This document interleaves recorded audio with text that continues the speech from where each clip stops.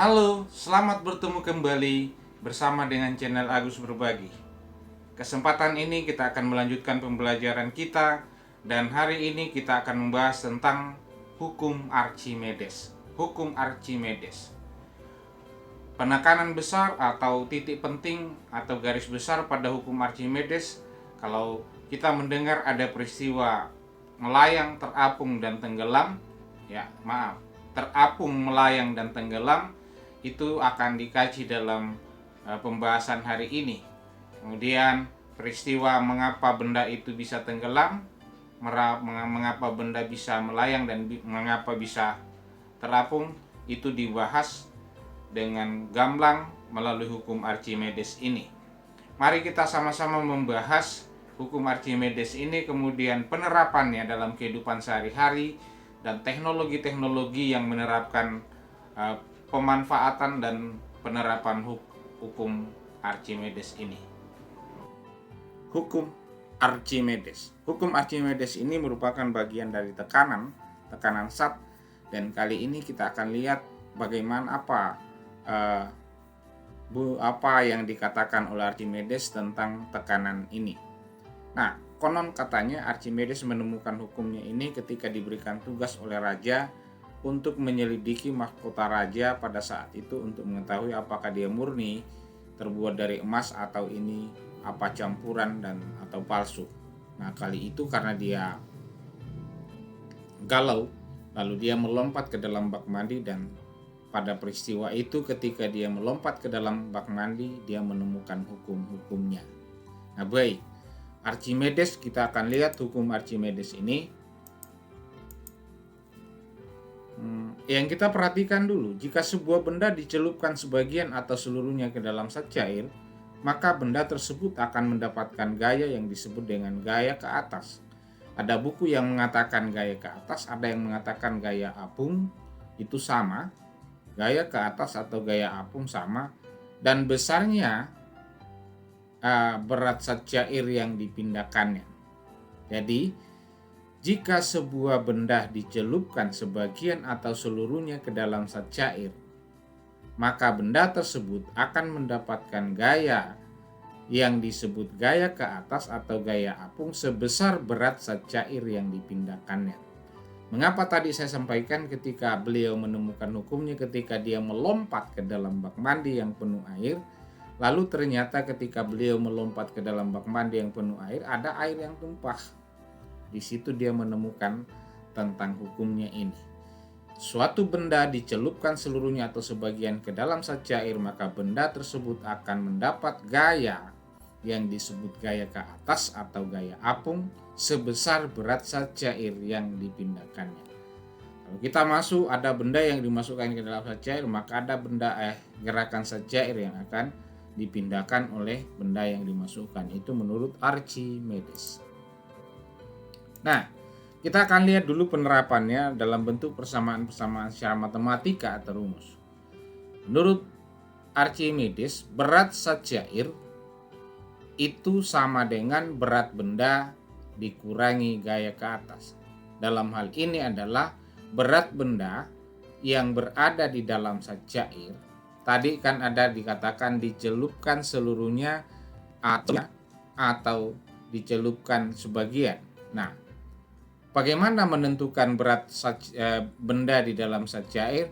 Besarnya berat benda di dalam zat cair itu bisa dihitung dengan berat benda sebelum kita masukkan di dalam air dikurangi gaya apung atau gaya ke atas.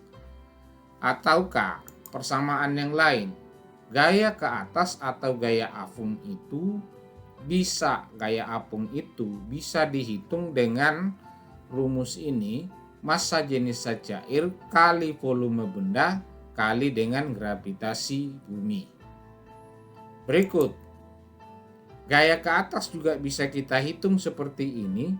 Berat benda di udara. Berat benda di udara ini dalam hal ini sebelum dicelupkan ke dalam zat cair dikurangi dengan berat benda ketika berada di dalam zat cair. Archimedes mengatakan begini, ketika benda dicelupkan ke dalam zat cair, maka benda itu akan mengalami gaya yang disebut dengan gaya apung. Dan gaya apung itu berlawanan arah dengan berat benda, maka dia akan mengurangi berat benda. Sebab itu bisa dihitung seperti ini.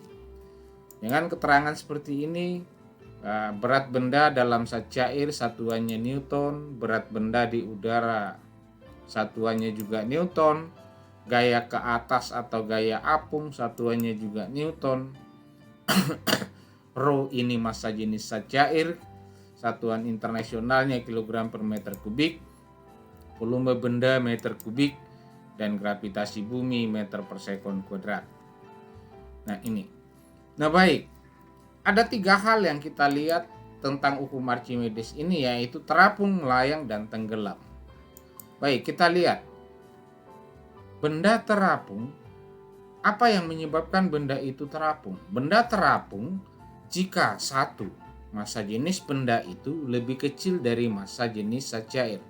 Jadi kalau ada satu benda kita masukkan ke dalam zat cair lalu dia terapung, maka salah satu yang menyebabkan itu adalah massa jenis benda itu lebih kecil dari massa jenis zat cair. Yang kedua adalah berat benda lebih kecil daripada berat zat cair.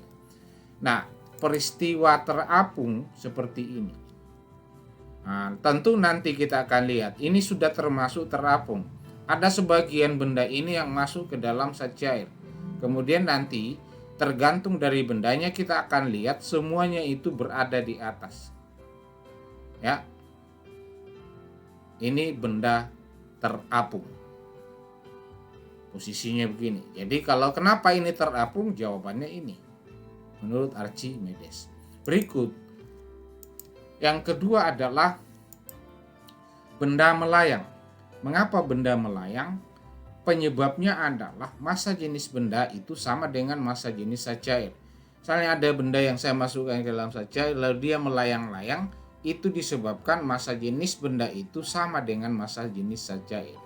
Kemudian berat benda sama dengan berat zat cair. Nah, ini gambar yang nyata bahwa benda ini disebut melayang. Hati-hati melihat mana benda terapung, mana benda melayang.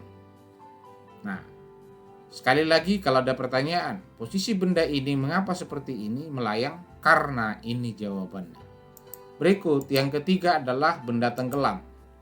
Benda tenggelam karena massa jenis benda lebih besar daripada massa jenis zat cair. Berat benda lebih besar daripada berat zat cair. Itu yang menyebabkan benda itu menjadi tenggelam.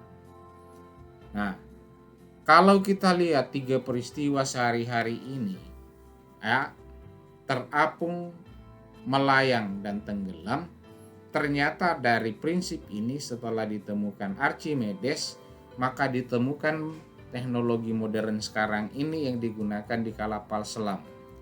Jadi kapal selam itu bisa diubah posisinya tergantung dari maunya dia mau posisi kedalaman berapa, itu semua bisa diatur karena peristiwa ini.